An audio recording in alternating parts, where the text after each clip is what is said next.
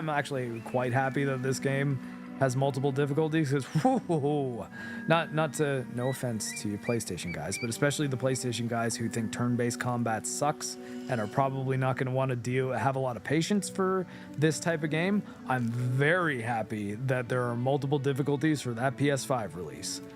Because ultimately, I want people to have a good experience with this game. I don't think this game is a Twitch skill game. Certainly on the tactician mode, you're gonna have to think, especially if you're not save scumming. Like if you want to do a perfect run on a difficulty that's above what I just did when I was fighting those ghost shepherds last night, or death shepherds, whatever they're called, that's gonna be hard, man. It's gonna be not an easy time. You're gonna have to work. So that challenge is still there. But because this game, unlike something like say Dark Souls or Armored Core 6, which is coming out at the end of the month, then we'll hopefully have no difficulties because it's a From Software game, and that's the deal with those. But I think the real point here isn't necessarily the tactical challenge. I think it's the role playing. It is the story. It's the, hey, involve yourself in these characters' lives, make decisions about which ones of them you want to help, which ones of them you want to go out of your way for, which ones you want to have with you at any time. And I swear I didn't intentionally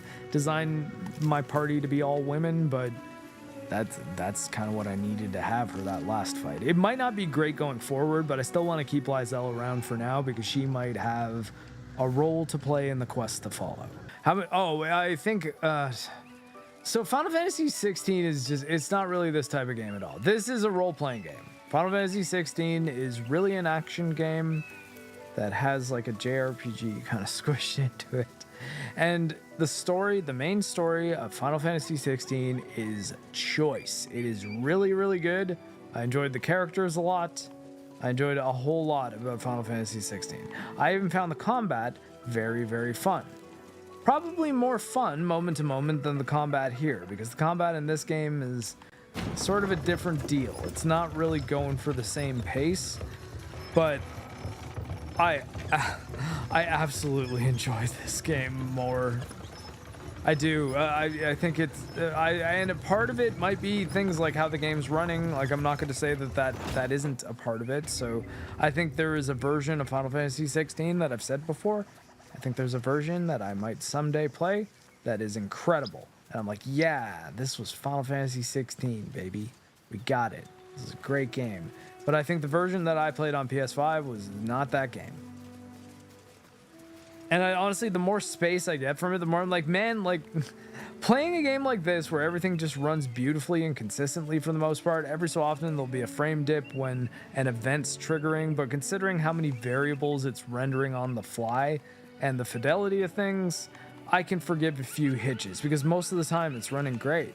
And it looks great. It doesn't look bad. It's a little more simplistic than Final Fantasy 16 in a lot of ways. There's definitely not as many tricks happening.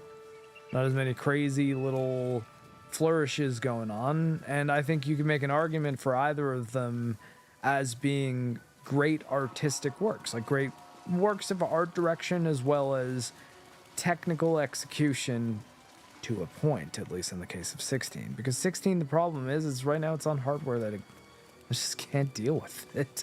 Or at least not really. I mean, it's not that the PlayStation 5 can't run it. It's like, well, I play games at 30 FPS, so runs it just fine for me. It's like, okay, cool. Yeah, man. More power to you.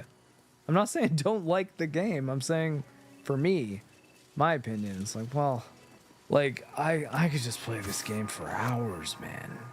Oh, yeah, no, this game is gigantic. It's absolutely huge. And I think that what it lacks in surface area, like it's not a gigantic open world where you have like everything you can see in the distance is a place you can go. It's not that kind of big. It's dense. There's a lot to do over the surface area that's in the game, as opposed to there being tons of surface area for the sake of it. Ubisoft. Because Ubisoft is kind of the king of like, well, yeah, and then we'll just have a big open field that, you know, they can go through. There might be an animal to hunt or something. You would think they would learn fast travel is a thing for a reason. Yeah, I mean, yes, although I think also now our game world is literally the size of ancient Greece. Like they understand that sounds good to people who just think more equals better. bigger is better, and not, hey, what is there to actually do?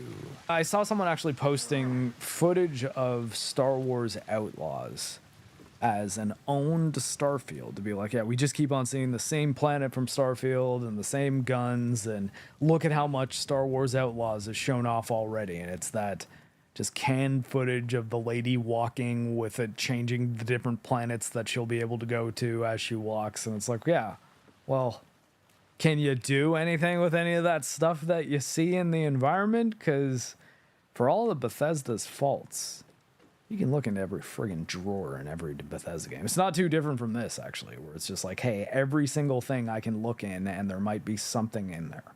If I go into that burlap sack, open, there you go. And hey, there's something worth getting in there. Bethesda's sort of whole deal is that they go for both depth and size, and that has, in my opinion, mixed results as well. You know, for all the good that Skyrim had going for it, there was a lot of empty land that you're just kind of walking around at Skyrim.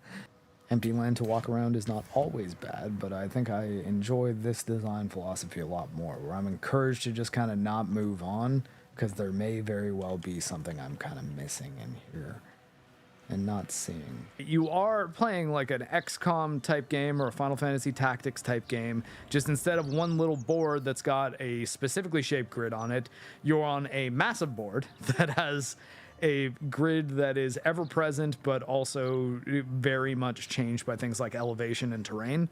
So thinking of it less as, oh my god, this game just has combat that is very boring and tedious, and more, each combat encounter is a very unique chess scenario that the better I know the capabilities of my pieces, which in this case is myself, Mark, Karlach, Shadowheart, and Gale, me knowing their capabilities, what their attacks are, and the way they can move, helps organize the strategy quite a lot.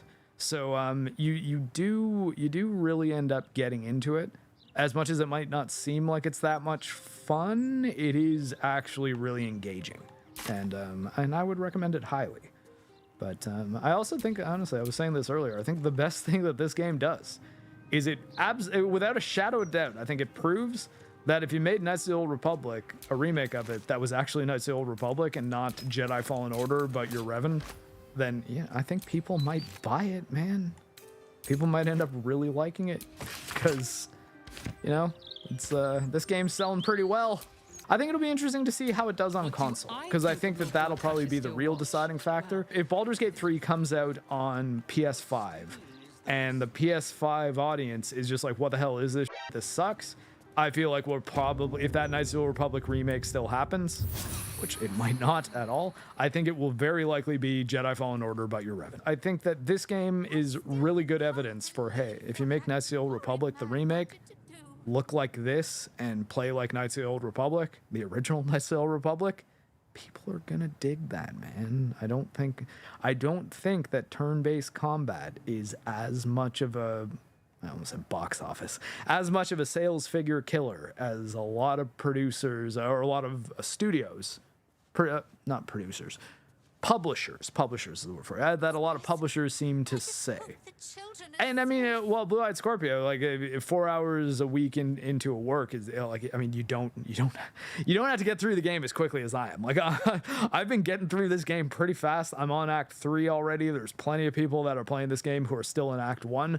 There's tons to do, and it's very rare that I end up logging into this game for even a minute and going around and trying to do anything and not getting pulled into an interesting story that's happening at the periphery. For example, I didn't realize that I would be spending this much time investigating murders, but it's been pretty interesting, and a couple quest lines have kind of come together because of it. And I'm like, oh, shit. Turns out this murder investigation that I just kind of stumbled into is tied into the main story pretty closely. So it's it's good stuff. This game is very well designed. Yeah, that's probably the best Western role-playing game that I've ever played to date. I've not played all of them, so if you're seeing this and you want to jump down my throat about how this is flat out the worst one, my experience is limited. But yeah, man, I really loved that game.